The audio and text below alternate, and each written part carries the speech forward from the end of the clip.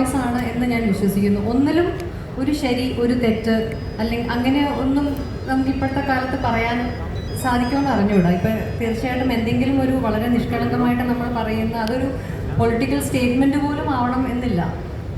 വളരെ നിഷ്കളങ്കമായിട്ട് അറിയാതെ പറഞ്ഞു പോകുന്ന വാക്കുകൾ നമ്മൾ പോലും മനസ്സിൽ കാണാത്ത രീതിയിൽ വ്യാഖ്യാനിച്ച് അതിൽ പലതും മതവും രാഷ്ട്രീയവും ഒക്കെ കൂട്ടിക്കലർത്തി നമുക്കെതിരെ തന്നെ വരുമ്പോൾ ആരായാലും ഒന്ന് ചിന്തിച്ചു പോയി എനിക്ക് എന്തിൻ്റെ കേടായിരുന്നു എന്ന് ചിലപ്പോൾ ചിന്തിച്ച് പോകാവുന്ന സാഹചര്യങ്ങൾ നമ്മൾ പലതും കണ്ടിട്ടുണ്ട്. അങ്ങനെ വല്ലാതെ വിഷമിച്ച ഒരു സാഹചര്യം പറയാൻ അല്ല, എനിക്കങ്ങനെ വ്യക്തിപരമായിട്ടുണ്ടായിട്ടില്ല. പക്ഷേ മറ്റുള്ളവരുടെ അനുഭവങ്ങൾ ഞാൻ ഇഷ്ടംപോലെ കണ്ടിട്ടുണ്ട്.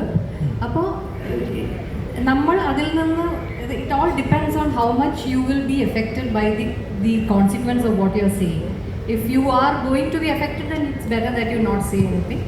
And if you are ready to face the consequences you can go ahead. അതിൽ തെറ്റൊന്നും കാണുന്നില്ല. അതിലൊന്നിലും ഒരു ശരി ഇങ്ങനെ ചെയ്യുന്നതാണ് ശരി അല്ലെങ്കിൽ ഇങ്ങനെ ചെയ്യുന്നതാണ് തെറ്റ് എന്ന് പറയുന്ന ഒരു എന്താ പറയുക ഒരു കറക്റ്റ് ഒരു കമ്പാർട്ട്മെന്റലൈസ് ചെയ്ത് പറയാൻ സാധിക്കുന്ന ഒരു കാര്യമല്ല.